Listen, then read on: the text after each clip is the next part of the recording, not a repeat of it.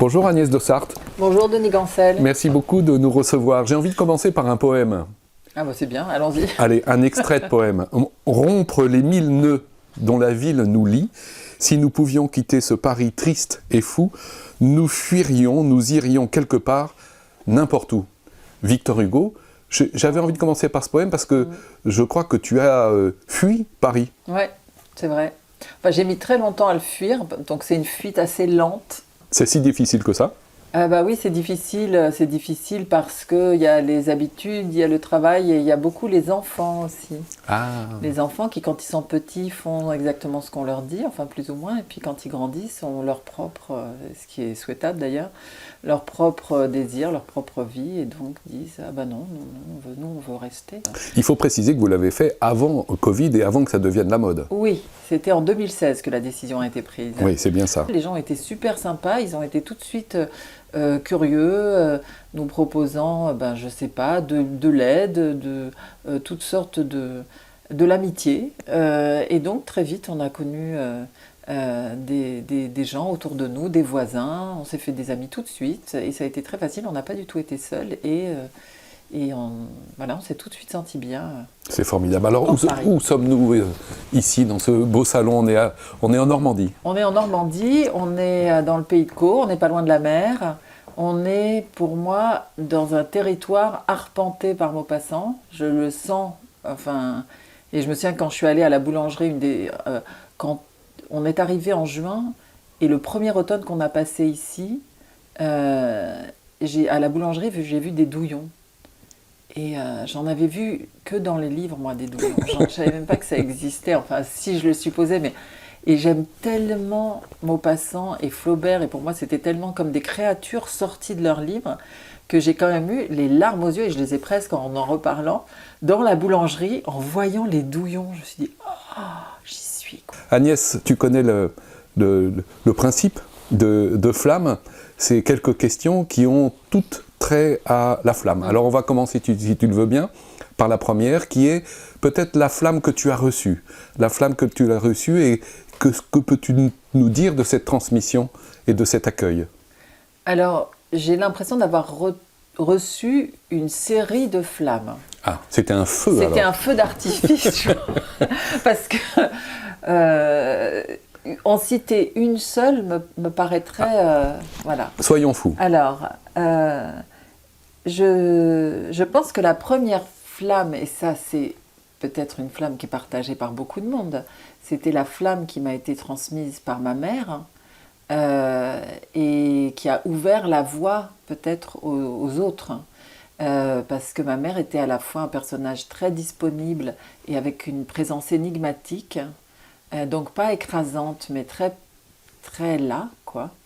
Et aussi dans cette façon d'être énigmatique, elle a permis aussi à d'autres flammes d'illuminer mon existence. Et donc c'est comme ça, j'ai l'impression que il y a eu ce premier éclat d'une femme très, très lumineuse, très dévouée à ses enfants, très à l'écoute de ses enfants, et qui a comme ça ouvert un espace, une écoute et un accueil, et aussi pas du tout, il y a beaucoup, oui, j'hésite à le dire, mais si, il y a certaines femmes qui n'aiment pas tellement les femmes, et ma mère ne faisait pas partie de ce groupe-là. C'était une femme qui aimait les femmes et qui était respectueuse des autres femmes, et ça c'est important parce que ça développe aussi une forme de sororité possible par la suite, quand les femmes ne sont pas concurrentes ou rivalisantes. Ça arrive, ça? Ça arrive, c'est malheureux, mais ça arrive. Moi, je l'ai découvert très tard, je ne savais pas que ça existait parce que je ne l'avais jamais vécu dans ma famille. Ma mère n'était pas du tout comme ça, ma sœur n'est pas du tout comme ça, et donc... mais j'en ai été témoin. Mais j'ai été préservée complètement de ça, ce qui fait que j'ai pu recevoir assez tôt des flammes qui venaient de femmes, et qui étaient, et je pense, c'était des enseignantes. C'est très important pour moi, les enseignants. Surtout maintenant où c'est une profession qui est très dénigrée, qui est très maltraitée, et je trouve que c'est d'une injustice épouvantable.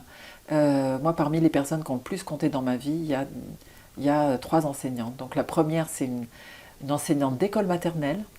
Dont tu te souviens? Ouais, je me souviens très très bien. Madame Bessis, dont j'ai parlé dans plusieurs livres, qui a été vraiment quelqu'un de très important pour moi, que j'ai connu à 4 ans et qui m'a apporté énormément. C'était, je crois que c'était le départ de la flamme artistique. C'est-à-dire elle me laissait ne pas aller en cours en récréation pour peindre.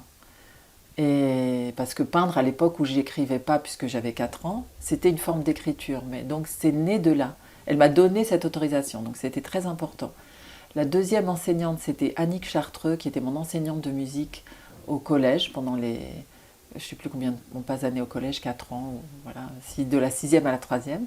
Et qui était une pédagogue, une pianiste, une compositrice géniale, et qu'on a eu la chance d'avoir comme prof de musique dans un collège parisien, et qui a été une immense inspiration, et qui aussi était très intrépide, quoi. Elle dirigeait un orchestre de collégiens, il y avait le lycée aussi. Ah oui, c'est pour ça que je l'ai eu plus longtemps en fait, parce que c'était collège-lycée. Et donc elle dirigeait cet orchestre avec tous les niveaux étaient acceptés, tout le monde pouvait venir jouer dans l'orchestre, même si on avait fait de la flûte à bec depuis 3 jours, on pouvait. Et il y avait aussi, donc il y avait des virtuoses qui voisinaient avec des débutants et elle adaptait les œuvres et elle arrangeait pour que ce soit possible. Dans ton dernier roman, L'Éternel fiancé, tu dis j'aimerais comme en musique reprendre depuis le début. Et dans une interview que j'ai pu entendre de toi, tu dis la musique ça file, et un peu comme la vie. Tu peux nous commenter ce point-là? Oui, dans le dernier roman, L'Éternel fiancé, la musique, elle joue ce double rôle, c'est-à-dire à la fois, c'est pas comme la vie, puisque la vie, on ne peut pas reprendre à la mesure 18 en disant « Ah non, j'aurais pas dû répondre ça à Denis Gancel, si seulement j'avais... » Ah non, reprenons. Alors, au montage. Voilà. Alors, parfois, on peut le faire au montage, mais dans la vie, moi, je sais que mes meilleures répliques, c'est toujours le surlendemain du moment où j'aurais dû les envoyer. Alors qu'en musique, on peut, en tout cas au moment, pendant la répétition, pendant le travail, on peut, et on le fait sans arrêt, reprendre pour mieux faire. On reprend, comme on dit. On reprend. Alors que dans la vie, on ne reprend pas, c'est qu'une fois. Et moi, ça c'est quelque chose qui m'étonne chaque jour. Pratiquement, je me dis, vraiment, une seule fois? Ah bon? Comme c'est étrange. Et il y a cette malédiction, bénédiction du temps qui file. Donc, voilà, non seulement c'est qu'une fois, mais ça ne s'arrête pas. On ne peut pas s'arrêter pour dire stop, arrête vie, arrête maintenant. Pause. Là, pause, on s'arrête, on est bien là, on ne bouge plus, on est bien. Parfois, il y a une harmonie, comme ça, un empilement de notes qui forment un accord où tu dis il est déjà parti, c'est fini. C'est passé. Voilà, c'est passé. Et là, ça ressemble à la vie, un peu. Ce côté, c'est déjà passé. Le présent n'existe pas. Donc pour ça, c'est semblable.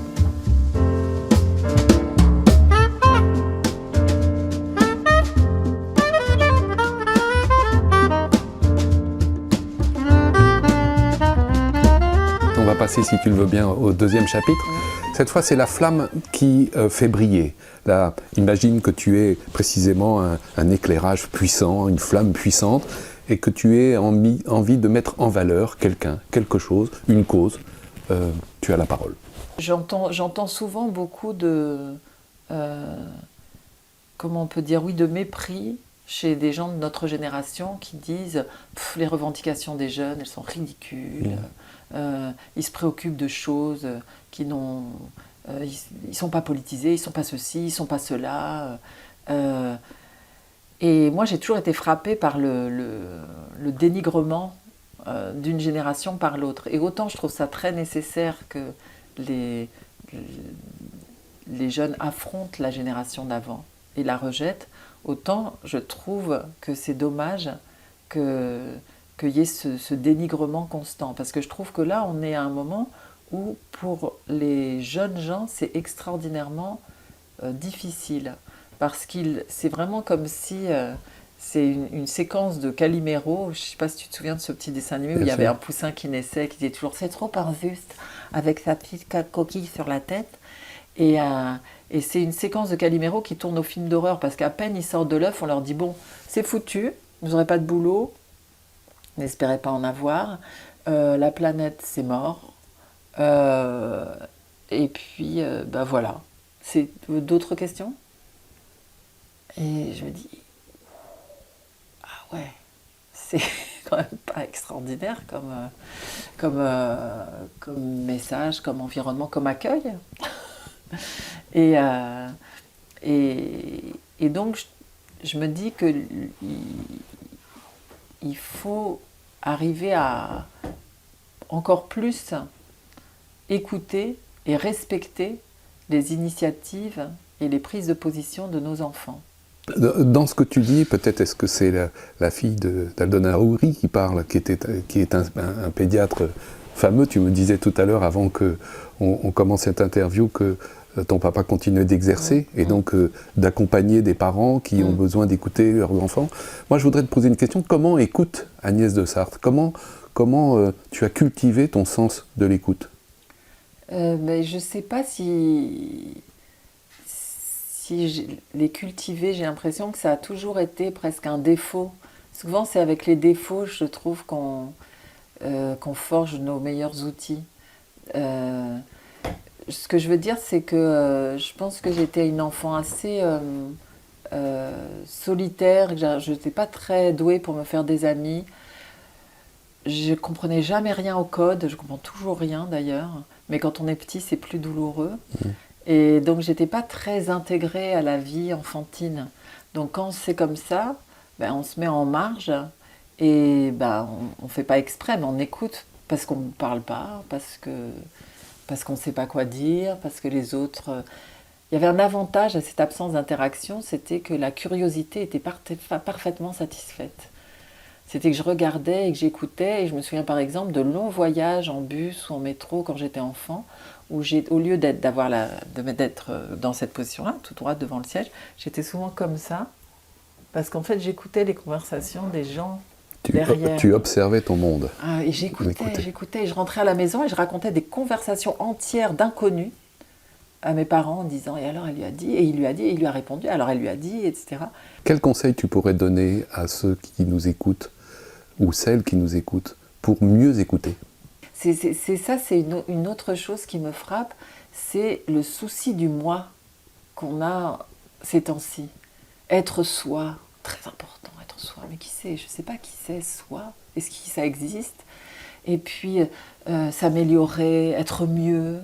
Être, je fais ci, je fais ça, je conquiers.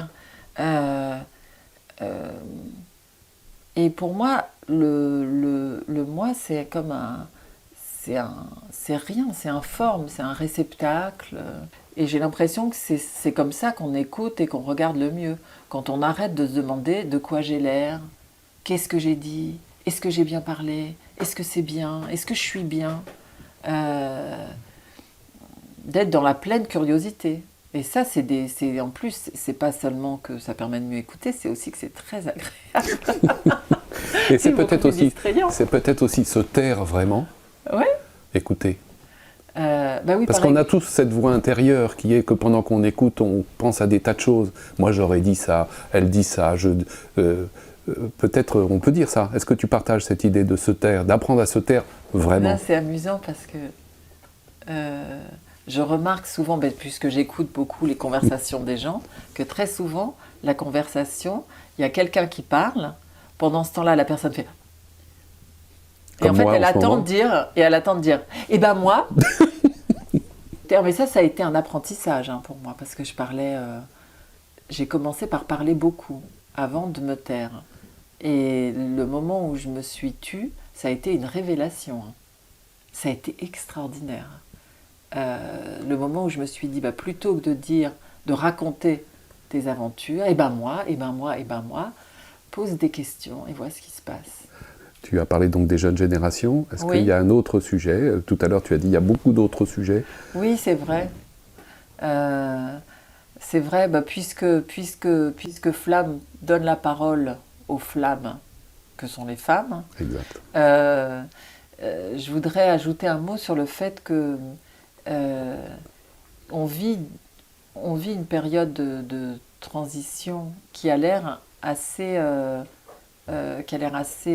violente pour certains, et peut-être pour les hommes en particulier, qui se disent mais qu'est-ce qu'elles ont? Elles sont agressives, tout va bien, il n'y a pas de problème, moi je ne suis pas du tout misogyne, il y a vraiment, mais bien sûr qu'il y a une égalité, et puis qui en ont presque déjà ras-le-bol.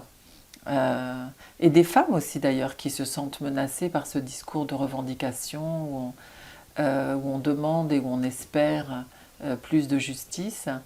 Et, et c'est malheureux, mais peut-être que dans les discours ça semble excessif, mais dans la pratique on voit bien qu'il y a encore énormément de chemin à faire. Et surtout dans les... surtout, pas surtout, mais aussi dans les consciences. Et donc je me dis toujours, je fais toujours des petites collections de bon. Alors c'est quoi qui est bien maintenant, qu'on a découvert? Comme le morceau de musique de tout à l'heure. Là on est bien. Voilà, là on est bien. Eh bien c'est ce qui s'appelle le décentrement, c'est-à-dire penser pas à partir de soi, mais en s'imaginant qu'on est quelqu'un d'autre et ailleurs, et autrement. Mais avec tous les détails. C'est vraiment un exercice. C'est la romancière qui parle peut-être. Ben, c'est vrai qu'on fait ça sans arrêt quand on est romancier. Mais là, c'est une proposition qui est faite à tout le monde d'une certaine manière. Et donc, fait l'expérience, par exemple, de ce que c'est pour plein de jeunes filles de devoir prendre le métro avec les mains derrière le dos pour pas qu'on leur touche les fesses. Imagine ce que c'est, ça a l'air de rien. Mais vis-le une fois. Vis-le une fois. Ouais. Voilà, promène-toi dans le métro avec les mains qui ne peuvent pas, tu peux pas lire un livre, tu peux pas regarder ton téléphone, tu peux pas te tenir à la barrière parce que quelqu'un va te toucher les fesses pendant ce temps-là. Ça a l'air de rien, c'est l'accumulation aussi de ces choses-là qui font qu'on comprend que c'est pas tout à fait... Il y a encore beaucoup de travail. Tout à l'heure, tu parlais de ton carpe diem, qui est le fait de voir les choses bien. Ça me donne la transition pour le 3e chapitre, si tu veux bien. C'est la flamme qui réchauffe. Pour le dire simplement, c'est les raisons d'espérer d'Agnès de Sarthe. Voilà. Où la places-tu, cette flamme? Alors, je la place dans le constat que j'ai fait que les mauvaises nouvelles sont très prévisibles et les bonnes nouvelles arrivent toujours par surprise. Par exemple, le réchauffement climatique est une extrêmement mauvaise nouvelle. Ça fait des années et des années qu'on l'annonce et qu'on sait que ça va arriver. Et puis c'est vrai aussi que comme en ce moment on vit une période, c'est peut-être pas par hasard, mais de passion négative, où il y a beaucoup d'excitation autour de la fin des choses. Mais ça, c'est étrange parce que on n'en parle pas assez comme d'un objet libidinal, mais c'est une certaine libido. Il y a pour plein de gens... Ils disent qu'ils ont peur, mais en fait, il y a une jouissance c'est terrible, c'est la catastrophe. Avec une sorte de jouissance du commentaire. Tout va mal, oui, du commentaire et du constat, et puis aussi les heures que passent les gens, par exemple, devant des chaînes en continu quand il y a une catastrophe, à regarder. Qu'est-ce qu'on fait quand on fait ça? De regarder toujours ces mêmes images avec une fois qu'on a l'information. Bon, voilà, on déplore, on est triste, on vit peut-être. On vit, on est angoissé, on vit quand même, etc. Mais qu'est-ce que c'est ce mouvement de rester devant la fascination pour la catastrophe? Souvent, je trouve que les adultes avec les enfants ne se rendent pas compte que cette libido catastrophiste, elle n'est pas extraordinairement bénéfique. Je ne dis pas du tout qu'il faut éduquer les enfants dans un petit monde d'anges et de marionnettes inoffensives, etc. C'est pas du tout ça. Je suis bien placée pour en parler. Oui, j'écris des contes pour enfants qui sont très cruels. Mais je ne crois pas non plus que ce soit merveilleux de passer des journées où à dire... Mais de toute façon, c'est foutu, ou à regarder avec eux des émissions en boucle comme ça qui passent à la télé, des informations, il n'y a que des catastrophes, des catastrophes, des catastrophes. Je ne suis pas sûre que ce soit oui, une bonne chose. Et donc, moi, je me dis toujours, et c'est ça aussi qui me tient, c'est d'une part que la bonne nouvelle arrive par surprise, donc faut rester ouvert. Elle peut surgir. La vie telle que, moi je l'appelle dans ma tête, la grande expérience. C'est un mot, c'est tout bête, hein, c'est presque un mot d'enfant d'appeler ça la grande expérience. Mais ça veut dire chaque chose qu'on vit est bénéfique parce que on fait l'expérience de ce que c'est que vivre. C'est-à-dire un chagrin d'amour, c'est terrible, c'est déchirant, mais c'est l'expérience. Ça fait partie de la grande expérience d'être vivant, donc on le traverse en se disant « Ah, je fais l'expérience de ça ». Et plus on vit de choses, les bonnes et les mauvaises aussi, hein, plus on aura fait, pas une petite expérience, mais une assez grande expérience. Je fais l'expérience de la douleur extrême. Bon, voilà, je la connais. J'ai parcouru ce chemin-là, par exemple. Donc ça aussi, c'est une des choses que je me dis pour parfois, quand le matin, en ouvrant cet œil, je me dis, est-ce que je vais vraiment ouvrir l'autre ? Je ne sais pas. Je dis, si, il faut y aller, il faut faire la grande expérience. Un petit bijou que tu as écrit qui s'appelle « Comment j'ai appris à lire », qui est ta propre expérience de la lecture. Tu peux nous en dire un mot ? Oui, bien sûr. C'est un livre que j'ai écrit sur commande, ce qui n'est pas si fréquent. Oui. C'était Capucine Rua aux éditions Stock qui m'avait demandé d'intervenir dans une collection qu'elle dirigeait alors, qui s'appelait La Grise, et qui était une collection dans laquelle elle invitait des écrivains à parler de la littérature. Moi, j'ai dit tout de suite oui. Et puis, une fois que j'ai raccroché, je me suis dit « Oh, comment je vais m'en sortir ?» Parce que j'avais l'impression tout à coup que ça avait... Et puis, j'ai eu l'idée, en fait, de parler pas en tant qu'écrivain, parce que c'était le « en tant qu'écrivain » qui me gênait. Je me suis dit « Je vais parler en tant que lectrice ». Et là, tout de suite, le livre est venu.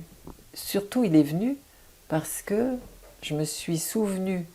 Alors, on peut se dire « Mais comment tu as pu l'oublier ?» Mais si, parce que quand on change, parfois, il y a des choses qui nous échappent. Je me suis souvenue que je lisais très peu enfant. Enfin, je disais que je détestais lire, ce qui est assez troublant quand même pour quelqu'un qui écrivait déjà beaucoup et qui est devenu écrivain. Et je me suis dit, tiens, ça c'est un point de départ intéressant, de partir du rapport conflictuel avec la lecture. Comment j'ai fait ce parcours, de partir de ça, cette parole si violente. Je déteste lire, parce que c'est quelque chose que je disais. Après, ce qui m'a surprise, c'est que j'ai fait une enquête sur mon propre rapport à la lecture. Et je me suis dit, tu ne lisais pas, tu ne lisais jamais, tu détestais lire, d'accord.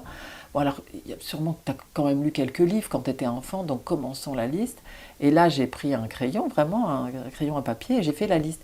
Puis la liste s'allongeait, puis j'avais lu énormément de livres. Je me dis, mais c'est bizarre, je lisais quand même. Mais alors, pourquoi j'avais besoin de dire que j'aimais pas ça ?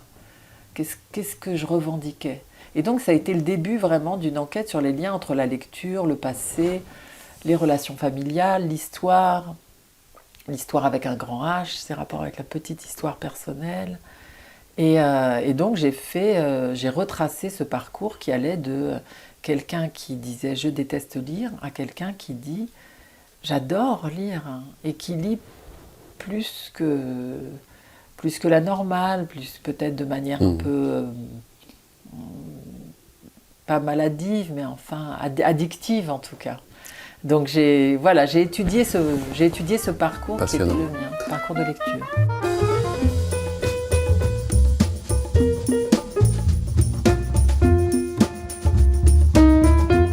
Alors on va tourner la dernière page du livre de Flamme, si tu le veux bien, à travers cette question toute simple qui est la flamme cette fois, que tu as envie et que tu souhaites transmettre. Quelle est-elle ? Alors j'ai pensé à ça. J'ai pensé à ça vraiment comme avec l'image de la flamme, donc quelque chose de comme ça, de vacillant qui bouge. Et en même temps, j'avais envie que ce soit pas trop sérieux. Et en fait, je me suis dit qu'il y avait une chose qui était très importante dans ma vie et que j'aimerais bien transmettre, c'est l'absence totale de peur du ridicule.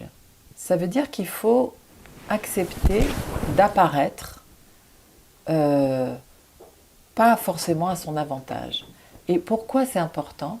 Parce que ça permet de faire les choses malgré tout. Parce que moi, j'entends sans arrêt des gens avoir peur. Je ne peux pas parler en public, j'ai trop peur. Je ne peux pas chanter, alors là, chanter en public, j'ai trop peur. Ou des gens qui disent non, je ne peux pas aller au théâtre parce que je ne sais pas comment m'habiller, j'ai peur d'être ridicule. Qui s'empêchent d'un tas de choses. Et socialement aussi, il y a des tas de transferts qui ne se font pas parce que des gens d'une certaine classe sociale ou qui se vivent comme appartenant à cette classe sociale, ayant pas les codes, et les codes c'est quelque chose de très important et d'affreux et je les déteste, n'ayant pas les codes se disent « Ah ben, je vais être trop ridicule dans cette situation donc je le fais pas. Je vais pas faire d'études, je serai ridicule, c'est pas pour les gens comme moi. Je vais pas aller au concert, je serai ridicule, c'est pas pour les gens comme moi. » Et souvent, moi je mets le mot de ridicule, je le rajoute parce que je me dis que c'est souvent ce trait-là qui unit toutes ces attitudes un peu de repli, de peur, de ne pas oser. Et en fait, on est forcément ridicule parce que vu qu'on ne vit qu'une fois, je t'ai fait cette révélation, hein, je la note. C'est terrible, mais donc on n'a pas, et c'est la grande expérience, c'est une seule. Donc on ne sait rien faire. La première fois qu'on a des enfants, on est nul. Et parfois on n'en a qu'un, et bon, on va être un parent nul, on sera un parent ridicule, on ne sait pas le faire. On ne sait pas. Oui. On fait tout. Comme pour on la dit première en fois. enregistrement de musique, on a une prise. Bah ouais, à chaque fois. Même si on recommence, en fait, comme c'est jamais les mêmes histoires. Et donc, ou alors il y a ce dicton anglais qui dit fake it until you make it. Fais semblant jusqu'à le faire pour de vrai. Parce que en fait, on n'a jamais les armes suffisantes pour oser ou pour être. On n'est jamais parfait, et tant mieux d'ailleurs. Mais donc cette idée que il va rien se passer de très très grave, parce qu'il y a aussi tout ce truc avec maintenant, c'est devenu une terreur puisque maintenant on a aussi tout ce discours autour d'une réalité, hein, c'est pas du tout un fantasme, qui est le harcèlement des gens qui se font ridiculiser par les autres. Des enfants qui se tuent pour ça, des adultes aussi. Bien sûr. Pourquoi? Parce qu'on leur a dit « Ah, on a ri d'eux. » Le phénomène du bully à l'école. Voilà, t'es ridicule.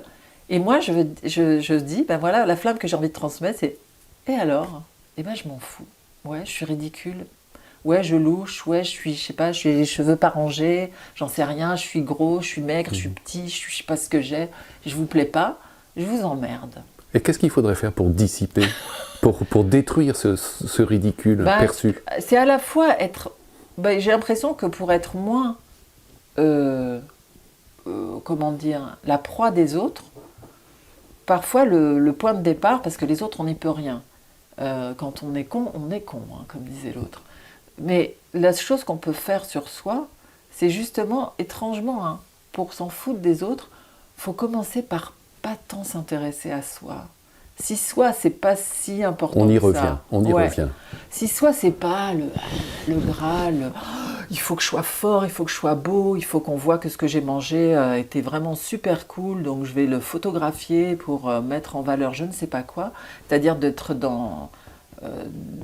mettre un point, une halte à cette autopromotion et se dire juste que on vit ce qu'on vit pour voir ce qu'on vit quand on le vit, d'être curieux de ce qui se passe.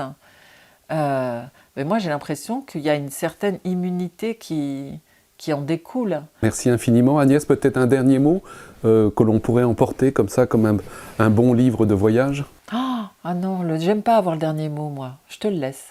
Comme disait Flaubert, l'erreur serait de conclure. Il a même dit l'imbécilité serait de conclure. Donc on ne conclut pas. On t'embrasse, merci infiniment. Merci Agnès.